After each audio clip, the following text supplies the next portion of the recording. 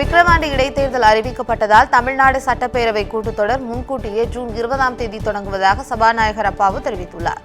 நெல்லை அரசு விருந்தினர் மாளிகையில் செய்தியாளர்களை சந்தித்த அவர், விக்கிரவாண்டி தொகுதிக்கான இடைத்தேர்தல் அறிவிக்கப்பட்டுள்ளதால் பேரவை கூட்டத்தொடர் முன்கூட்டியே ஜூன் 20ஆம் தேதி தொடங்குவதாகவும், இன்று விளவங்கோடு தொகுதியில் சட்டப்பேரவை இடைத்தேர்தலில் வெற்றி பெற்ற தாரகை பதவியேற்கிறார் என்றும் கூறியுள்ளார்.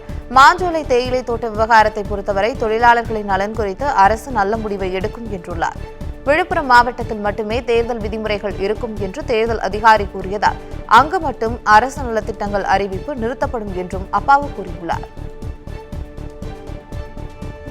விழுப்புரம் மாவட்டம் விக்கிரவாண்டி சட்டமன்ற தொகுதிக்கான இடைத்தேர்தல் அறிவிப்பு வந்ததின் காரணமாக 24ஆம் தேதி நடைபெற இருந்த சட்டமன்ற கூட்டத்தொடரானது அதற்கு முன்கூட்டியே 20ஆம் தேதி ஜூன் மாதம் இந்த மாதம் 20ஆம் தேதி காலை 10 மணிக்கு தொடங்க இருக்கிறது என்பதை தெரிவித்துக் கொள்கின்றேன்.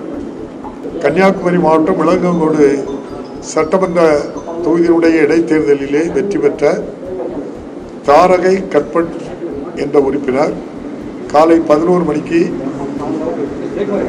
சட்டமன்ற பேரவைத் தலைவருடைய அறையில் பதவி பிரமாணம் நான் செய்து வைக்கின்றேன். 11:30 மணி அளவில் ரூல்ஸ் கமிட்டி மீட்டிங் என்னுடைய அறையிலேயே நடைபெறுகிறது.